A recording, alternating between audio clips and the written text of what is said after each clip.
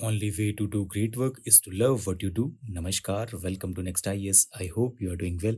In this video, we will cover major headlines of the Hindu, Indian Express, and Press Information Bureau. So, without wasting any time, let's start today's discussion. Now, recently, CBI conducted a second round of polygraph test on 7 individuals connected to the rape and murder of a resident doctor in Kolkata. Now, let's learn about deception detection test. So, friends, they include polygraph test, narco analysis, and brain mapping. Here, polygraph test measures psychological responses such as blood pressure and sweat to detect deception. It involves attaching sensors to the suspect. Narcoanalysis uses a drug to induce a state where subjects might be less likely to lie, and brain mapping tracks brainwave patterns in response to stimuli. However, efficiency of these tests is debated. Critics argue that polygraphs are not reliable and can yield false positives. In a landmark case in 2010, Supreme Court ruled that no lie detector test should be administered without the accused's consent, protecting their fundamental right against self-incrimination. Court emphasized that these tests cannot be considered confessions but can aid investigation if voluntary provided information leads to evidence. It is mandated formal consent, access to legal counsel, and adherence to National Human Rights Commission's guidelines for administering these tests. But despite Supreme Court's cautious stance, deception detection tests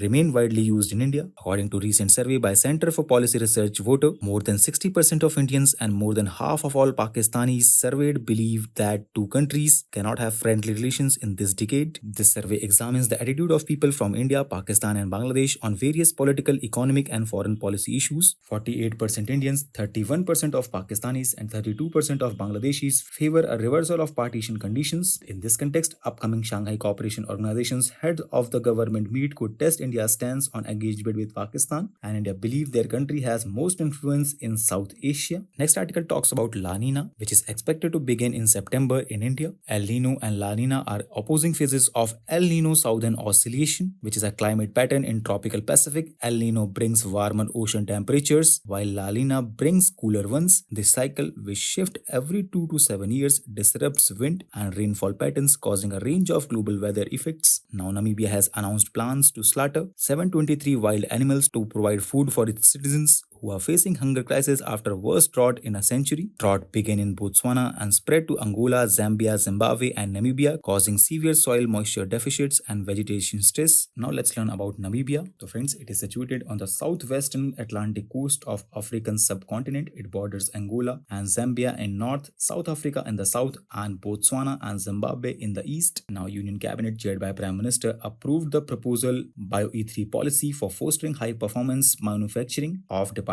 of Biotechnology. BioE3 stands for Biotechnology for Economy, Environment, and Employment. It is aimed at fostering high-performance biomanufacturing aligned with national initiatives of the Government of India such as Net Zero Carbon Economy and Mission Life. It will have a momentous impact on various sectors like food, energy, and health. And friends, India's bioeconomy grew from $10 billion in 2014 to over $130 billion in 2024. It is projected to reach $300 billion by 2030. Now, India, Sri Lanka, Mauritius, and Maldives signed Charter and Memorandum of Understanding for establishment of Colombo Security Conclave Secretariat. Colombo Security Conclave's core objective is to promote regional security by addressing transnational threats and challenges of common concern to the member states. There are 5 pillars of cooperation under the Colombo Security Conclave, namely maritime safety and security, countering terrorism and radicalization, combating trafficking and transnational organized crime, cybersecurity and protection of critical infrastructure and technology, and humanitarian assistance and disaster relief. Now, in West Asia, UN agencies in Gaza Strip